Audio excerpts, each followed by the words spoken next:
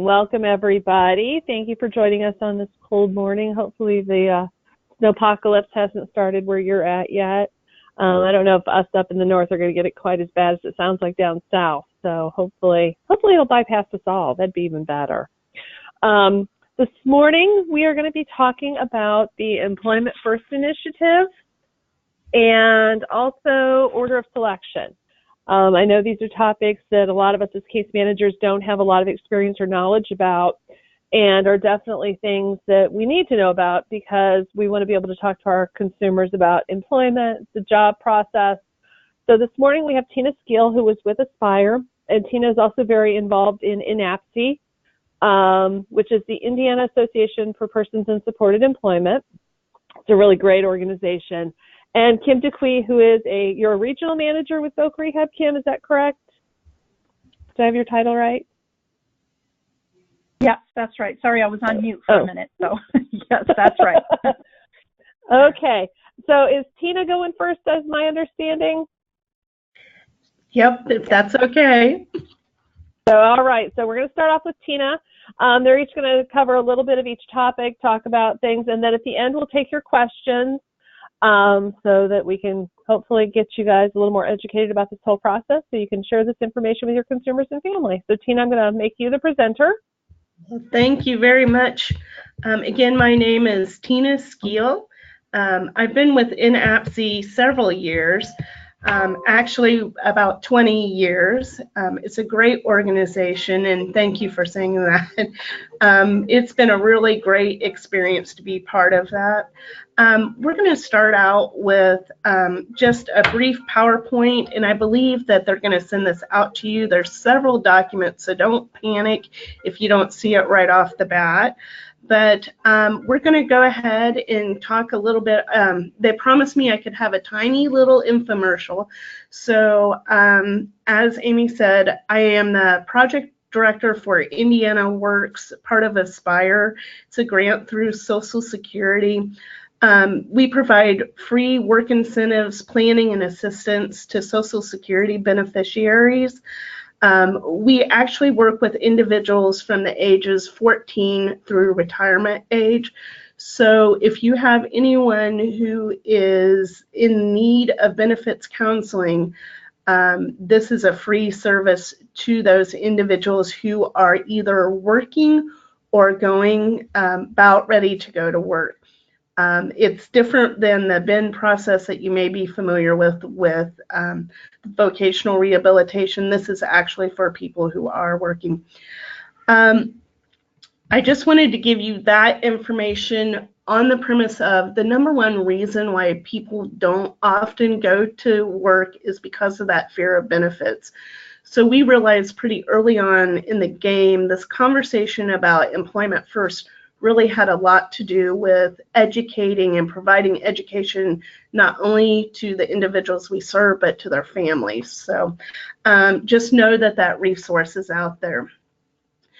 But the purpose of today really is to talk about INAPSE and our role, not only with INAPSE itself, but with our partners who worked very hard to work through the process of creating legislation for employment first.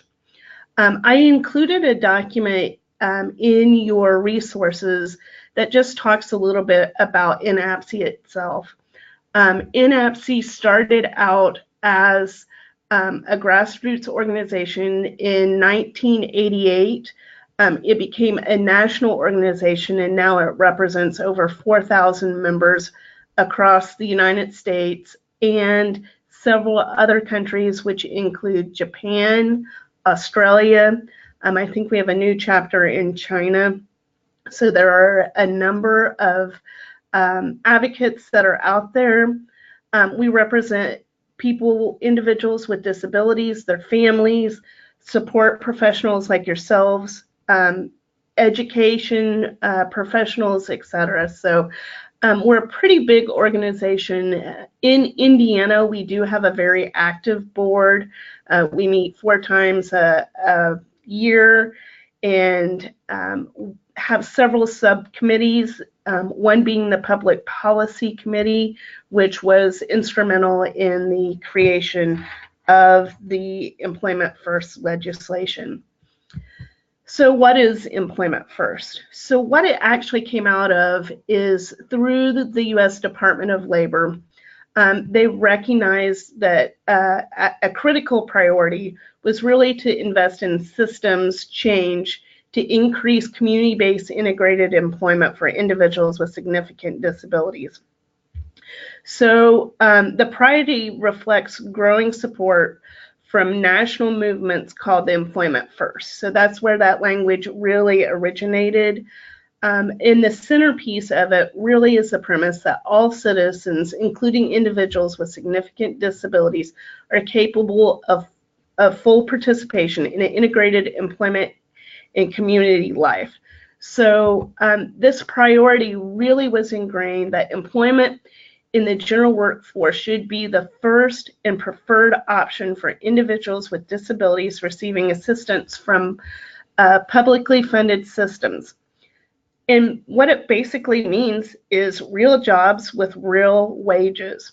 Now, there has been some conversation around how this impacts the sheltered workshop environments. Indiana APSE, we have several members that represent those facilities that do have sheltered employment. What the legislation basically says is that community employment is one of the first and preferred options out there. It's a choice. Again, it goes back to consumer choice. Not saying that an individual must have community employment, but has that choice. So NAPSE worked very closely to come up with a national statement on Employment First and then underlying principles. And again, Employment First is integrated community employment at competitive wages as the first and preferred outcome for all adults with disabilities. So how did we get to this point? Many of you know that the Employment First legislation was signed. It was signed on April 13th of 2017, but it wasn't quite the easiest road. We started out this process way back in 2014. We started working with educating ourselves. We were, when we started in 2014, there were 32 states that had Employment First legislation of some type in place, and we made it our mission to try to put in place our own legislation. We put together an Employment First coalition that was partnered with Indiana ARC, NARF, self-advocates. There were a lot of people at the table with disabilities as well as providers, came together and drafted the initial legislation in 2016. That legislation didn't quite make it through. In 2016, the bill ended up dying before it was ever read. We came back in 2017 strong, and by April, we had a signed bill. Now, like any law, a law is no good unless you use it. So what came out of it is the Commission on Rehabilitation Services was put together a task force, an Employment First task force. Their first meeting was in March of 2018, and really their goal is to first identify benchmarks and to help create actual policies to promote Employment First. And we have a lot of work to do. Now, this is data that is a little bit older. I'm sorry, it's 2012, but wanted to give you a little idea of how much work is still out there. In 2012, individuals in day and employment services were 13,259 individuals, and a total of 2,000 individuals in integrated employment. That's individuals with disabilities. When we looked at community mental health centers, the numbers were much more bleak. We were looking at individuals who were served. The individuals who were actually employed was only about 23% for individuals who worked in who went to a community mental health center. Now those numbers are around 40,000, and that does not even include individuals who are blind or visually impaired, have a traumatic brain injury, physical disabilities, deaf or hard of hearing. So there's a lot of work to do. In the perfect world, all citizens in Indiana with disabilities would be offered employment within the general workforce as a first choice. The second piece of this is that funding would be sufficient. We know right now we don't have the capacity to be able to serve everyone. As you know, we're going to talk about order of selection, and that does play into this significantly, because right now funds are not sufficient to be able to provide quality services and support and ensure long-term employment success for all those individuals with disabilities. So what can you do? First of all, this is kind of the first step, was outreach to you. If you can help provide feedback and comments to NAPC regarding what are the barriers to employment for persons with disabilities, and or take that back to the Employment First Task Force. It's a very vital role that you all have. You may see things that we don't. Most of the individuals who work on our board are individuals who are providers or are state employees. So there's a lot of information I'm sure that you all have. You can watch for updates from NAPC. We have something very exciting. The Day at the State House is on January 23rd, 2019, just around the corner next week. If you're interested, we would love for you to sign up. Even if you don't get signed up on the Eventbrite, just come and join us. Make your voices heard. It's a chance to meet with the senators and representatives. We ask that you come. If you have any other questions, you can always email us at the email provided. I also wanted to give you an idea about the public policy. We meet regularly the first Tuesday of the month at 1:30. I added the members because you may recognize some of those names on that list. So get to know things, get to know public policy. We would love to have you come and be a part of that meeting. Secondly, check out our national website. There's lots of resources, as well as our Indiana website. There are videos. We have Facebook and Twitter that we utilize, and we hope that you will get involved with us. And I think that's the end of my presentation. So thank you very, very much for having me. And I'm switching it over to Kim, and she's going to continue by discussing order of selection. And then we will, once she has her presentation, we'll go ahead and take questions and hopefully get you all some answers. Hey, Amy, I'm going to have to jump off fairly soon. Is it possible, if anybody has questions, if we could do it right now? I'm sorry. Oh, no problem. Does anyone have questions for Tina regarding employment first before she has to leave? We'll give everybody a minute, see if anybody's frantically typing in questions. In the meantime, Amy, can you see my screen? Yes, I can. Okay, all right. Just want to make sure it's working. It's always kind of a unique way to do a presentation, so I get it. Okay, nobody has any questions for Tina about, it can also be about NAPC if you have any interest or have any questions. I've attended NAPSI things in the past, and there is really always lots of really good information. And I really do encourage you. So it's through Aspire that you guys do the benefits analysis, correct? That is Tina? correct.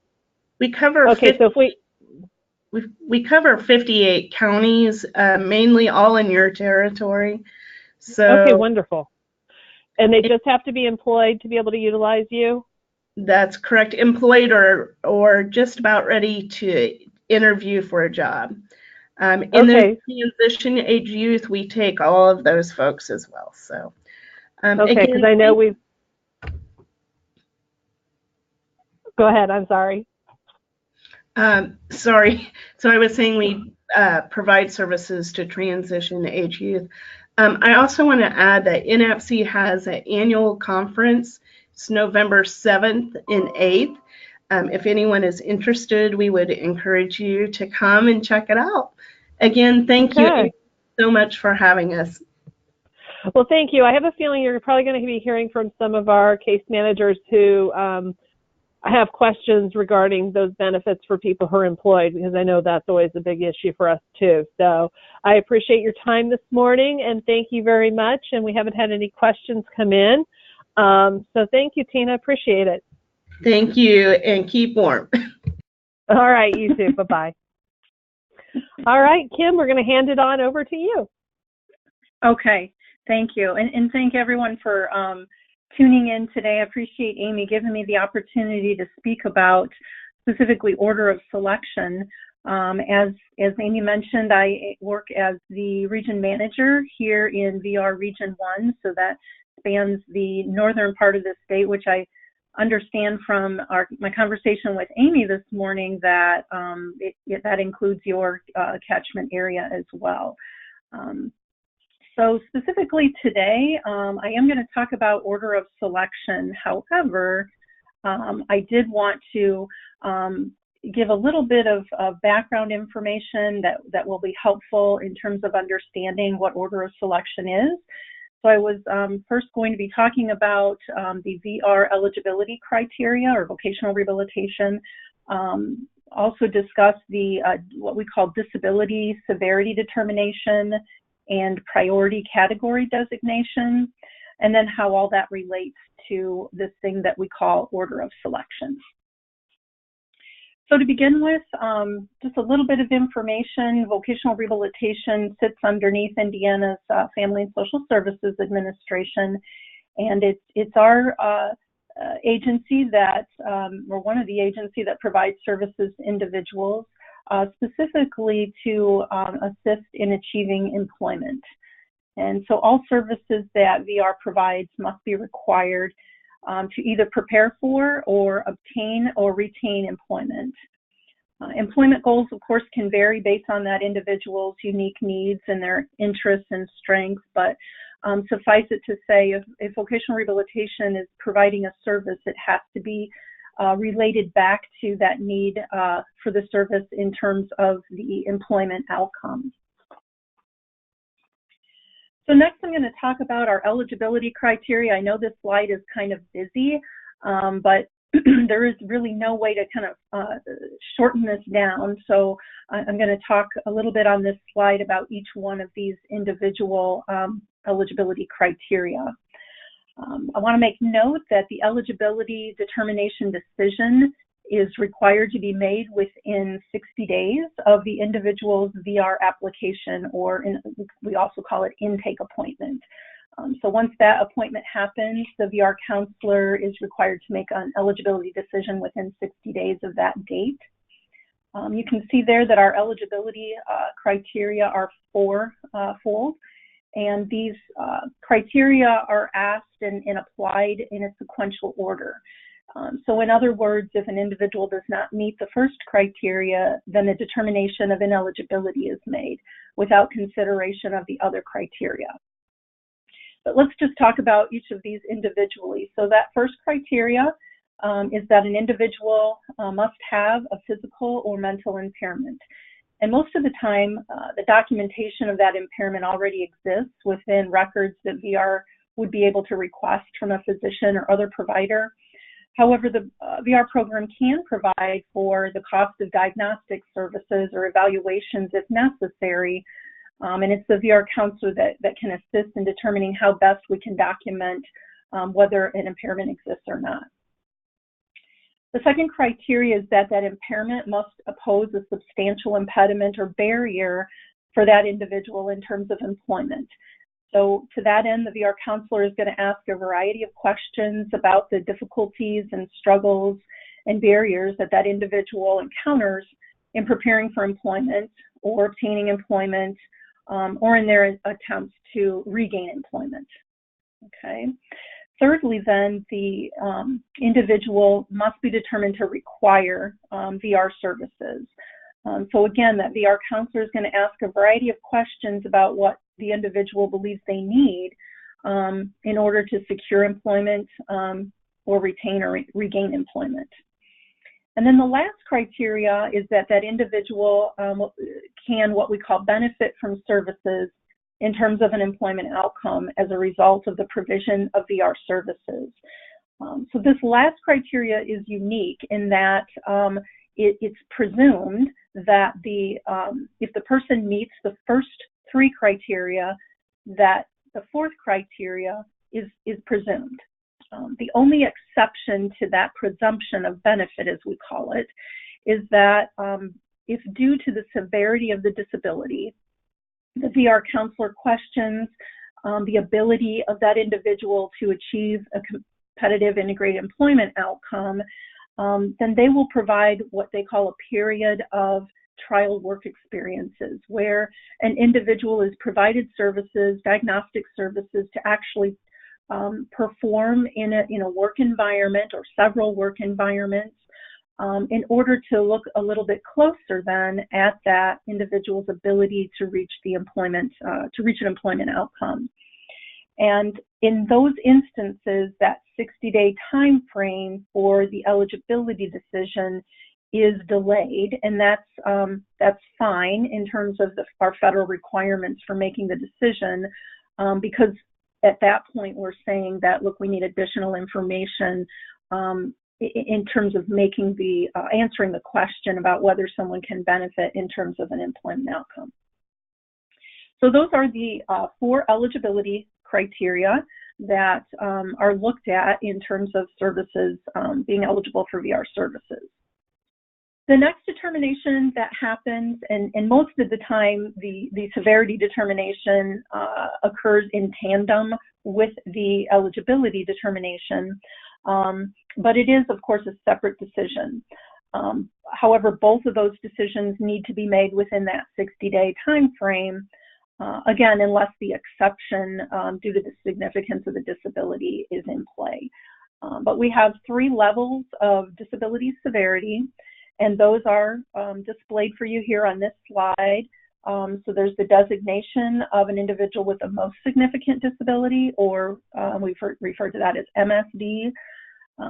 Next, there is a designation of significant disability, or SD.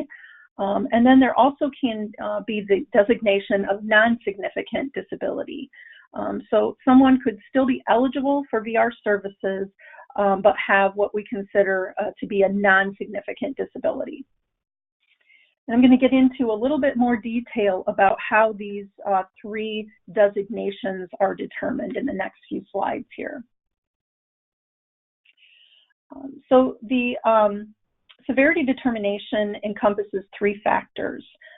We look at the number of functional capacities that are seriously limited in terms of employment. And there are 7 areas of functional capacity that are listed here on the slide for you. Communication, interpersonal skills, mobility, self-care, self-direction, work tolerance, and work skills. And we look at limitations in these capacity areas with regard to employment.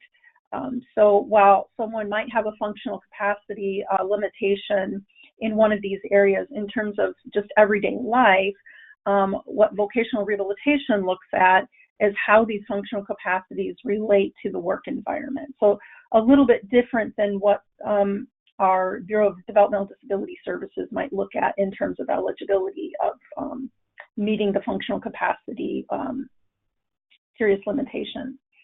The next thing that we look at, in addition to the functional capacity of an individual, is the number of VR services that they're expected to require to reach that employment outcome. And then lastly, how long will those services last? How long will they need to be provided after the IPE, or what we call an individual plan for employment, is approved? So it's these three factors that we look at when we are determining those severity levels.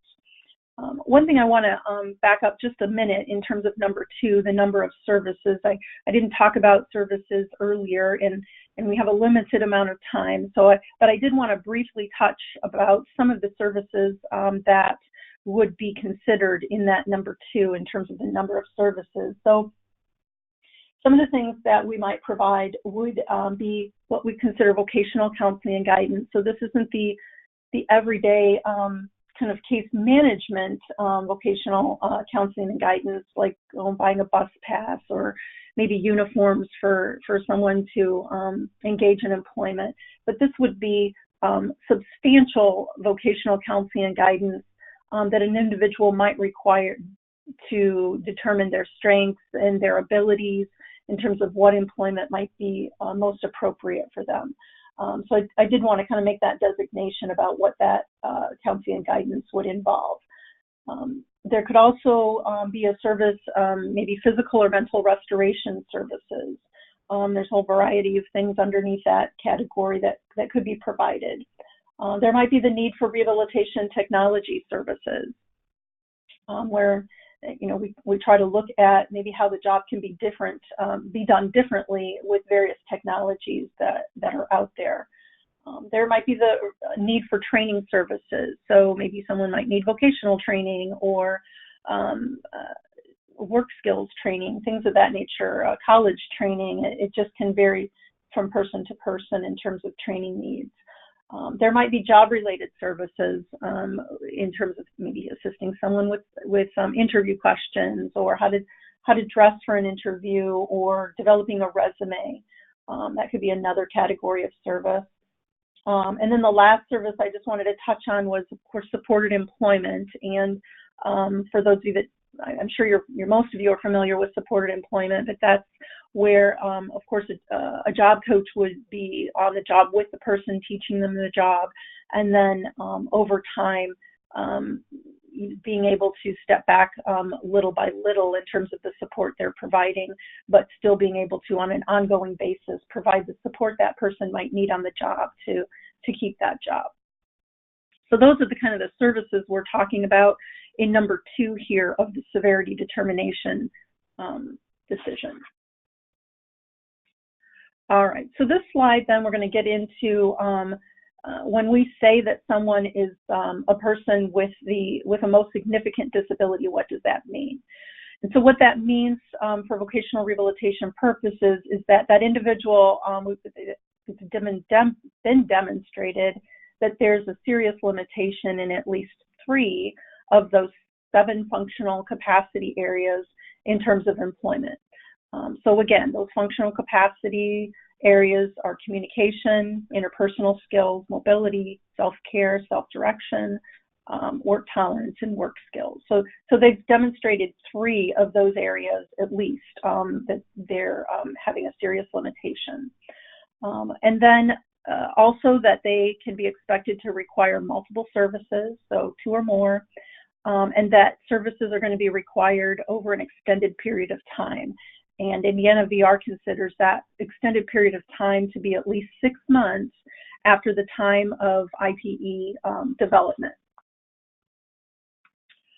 All right, and so next we're going to talk about the designation of significant disability. So in this case, the individual has demonstrated that there's a serious limitation in at least 1, but less than 3 area of functional capacity. And again, that they do require multiple services, so 2 or more, over an extended period of time. And again, that's 6 months after IPE development.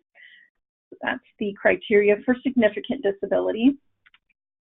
And then for those individuals that are considered to have a non-significant disability, they may have any number of limitations in functional capacity, or they could have none, areas of functional capacity that are seriously limited, but they do not require multiple services over that extended period of time. So people that are meet these criteria are going to be considered non-significant disabled. All right. So the purpose of the presentation today, after all of that background information, is to talk about order of selection and what that means. So order of selection is what the federal law requires of a vocational rehabilitation program to do to implement when there are not enough resources. And so Tina talked about this a little bit in her Employment First presentation, when there are not enough resources available to meet federal timeline standards. So I talked a little bit about the timeline for eligibility determination, so that's 60 days after the intake appointment.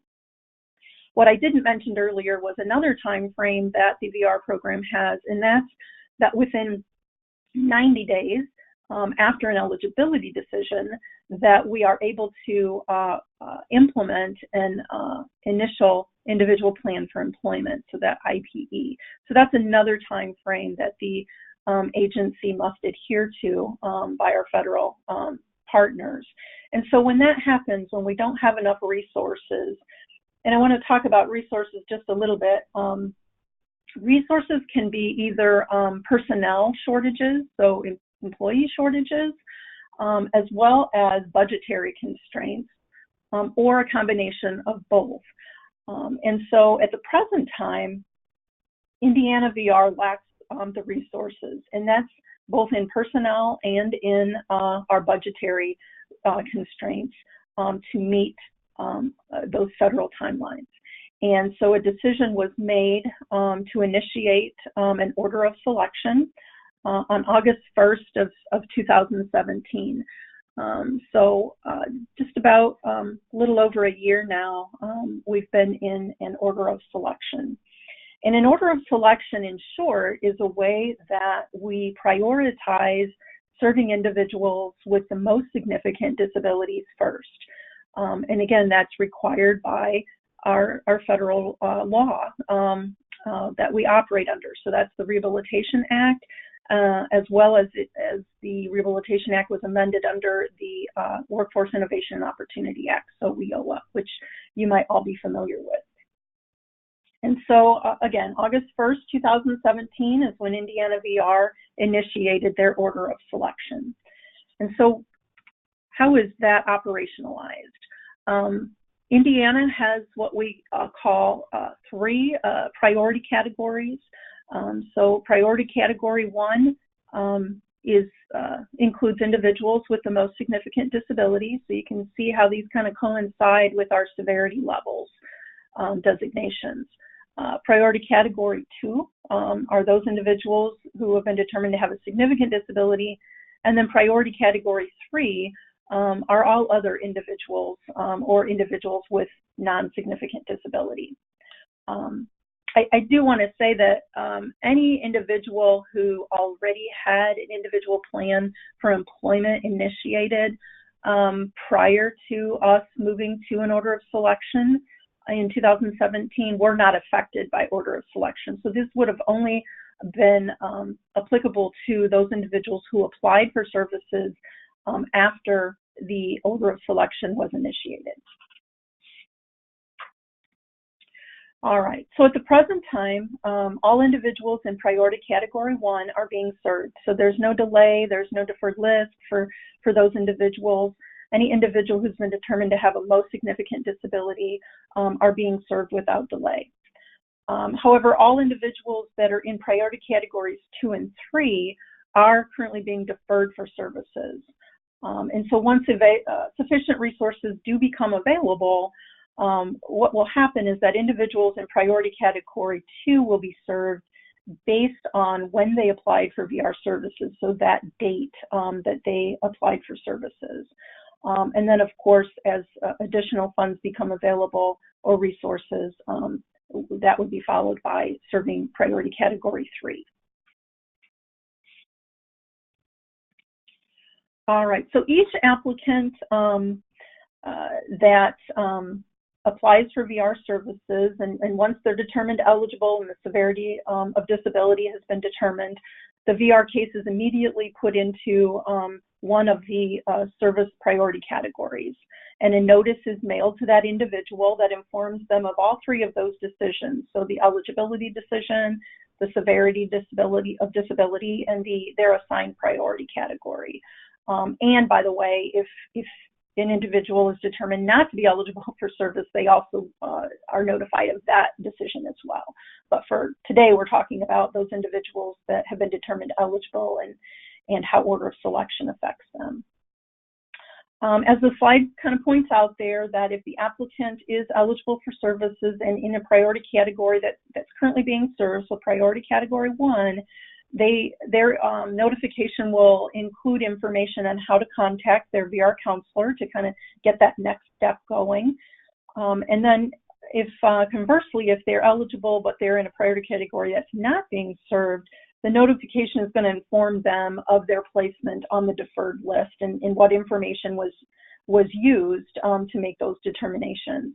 And then we also will be contacting those individuals that are on the deferred services list on an annual basis, just to confirm that they continue to be interested in VR services and for us to have them continue on the deferred list, and also to keep contact information current, because what we don't want to have happen is if we open up a priority category and then we can't get in touch with the person because the contact information has changed. So we do reach out to those individuals on an annual basis to make sure we still have the correct information. And then on this last slide, I just wanted to point out that on our website, which I've listed there for you, it's not hyperlinked, but you'll have to copy and paste that into your browser. But it is Indiana Vocational Rehab's webpage that is devoted solely to order of selection information. And there's really some good resource information you can find there. There's a kind of an order of selection myths document, if you will, that can kind of thwart some of the misinformation that could be out there. There's also a deferred services resource list. So vocational rehabilitation, when we knew we were going to be headed toward an order of selection, we really did some good research in terms of what other resources might be available to help a person outside of the VR agency. And so there's lists for each county on that website. And then there's also a great podcast you can listen to. There's a link for it on this website. It's called A View from My Window. It's hosted by Michelle Fisher and Kylie Hope, who is the Division of Disability and Rehab Services Director, and Teresa Colazar, who's the Bureau of Rehab Services Director, answers questions that Michelle has and that she's gotten from her listeners about order of selection. So I would point you to that resource as well. It's a good listen if you have additional questions or want to have some information you can share with your participants. And that is all I have, Amy. We could take questions if there are any. Okie doke. We have a few. So the first one. Yay. Consumers are getting eligibility notice usually within 60 days, but then may not get a contact for months after related to getting services started. What can consumers and families do to assure services do not lag? Okay, good question. And of course, if this person is being served, so they've gotten a letter that says, look, you're in priority category 1 and here's your VR counselor. I would, if you have not heard from your VR counselor, or if the letter doesn't direct you to contact and reach out to your VR counselor, one resource I would point you to is this website. In addition to order of selection, there's also contact information for each area office. I would reach out to either the email address for that VR counselor who's been assigned to that person, or to the area supervisor in that office, so that they can help navigate and see what the delay might be.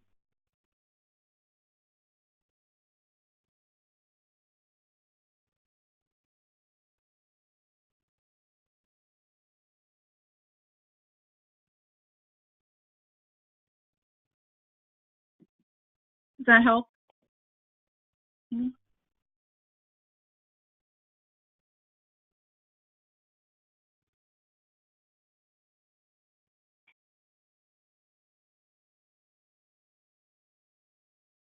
Amy, did you mute yourself? Yeah, I'm not hearing anything. This is Kim. Okay, so I'll go ahead and read the next question. Can someone who is eligible but not being served at this time due to order of selection obtain supported employment if they get a job on their own?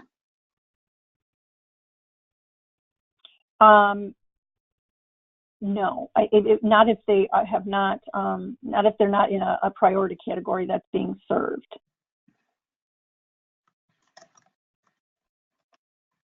Okay, I'm sorry, my phone hung up for some reason in there. I apologize. I don't know what happened. It's just sitting here and all of a sudden I was disconnected. It's very bizarre. So there is another question that has come in. I have several parents who worry how employment will impact the Social Security benefits, especially SSI. How do we explain it to them? Sure, good question. One thing that I would suggest is, one, reaching out to Tina. So she talked about benefits counseling. Yes, and the other thing that Tina didn't mention, or maybe she mentioned slightly, is that once they are involved with vocational rehabilitation, we also can provide benefit counseling, where we will work with a provider to work with the individual to take a look at what Social Security benefits they're getting and how earned income will affect that earnings, if at all. And I really do encourage everybody to take advantage of those services. A lot of times, I used to actually do benefits planning, and I know Michelle Jones just recently went to the BIN training. A lot of times you can explain to them that actually they are going to come out ahead. You know, they can still maintain their benefits, and they're still actually going to come out ahead if they go to work as well. So it's actually a win-win. But yeah, definitely take advantage of those services. Are there any other questions? There is a question, I don't know if you're seeing it, Amy, about what is the expectation for hours of support for training from an employment specialist when an individual has a community job through Voc Rehab? Oh, do you mean in terms of the amount of time that employment specialist would be with the individual? Yes, I believe that's what they're... Sure. Okay. And that's going to be individualized depending on what that person requires. VR doesn't have a limit, if you will, in terms of, look, you can only be with this person 5 hours a week or whatever that might be. It really is individualized for that person. So if you're seeing someone on the job that needs more support than what they're currently being given, then I would reach out to that employment specialist or to the VR counselor to voice your concerns about that.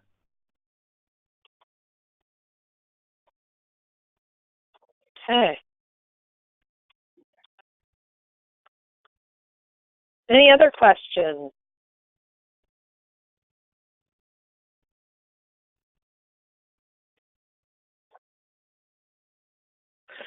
We'll give everybody a minute here and see if something else comes in. Mm-hmm.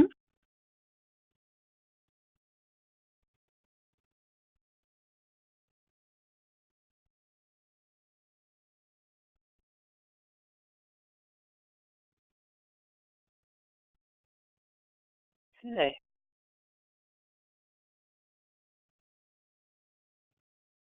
Well, is there a contact number for Tina, or did I miss it? We'll make sure you get that, Sherry. It's in the PowerPoint that I'll be sending out.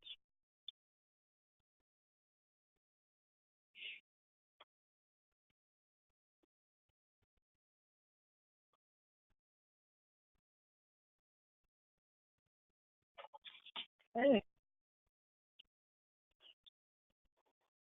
All right. Well, I'm not seeing any other questions, and I don't want to keep you and too much longer. Well, I appreciate your time so much. Thanks so much for having me, Amy. I appreciate it. Well, we certainly appreciate you and all the information. I did have somebody ask if you would be willing to do a presentation with parents at Gigi's Playhouse, which I know those locations are all over. I would probably suggest that maybe they just reach out to Kim. Right. Do you have my contact information? I didn't make a slide with my contact, but I'm sure Amy has it. Yeah. So I will, I think that's probably a great idea. I know Gigi serves a lot of people, a lot of younger people especially, so I'm sure they probably want to hear what you have to say as well. Okay. So we'll get you, I'll get you set up with the person who's asking that question. I'll send her your email address and they can reach out. Okay. So, all right. Okay. Well, thank you so much again. You have a wonderful weekend and stay safe in this weather. All right. You as well. Bye-bye. All right. Bye-bye.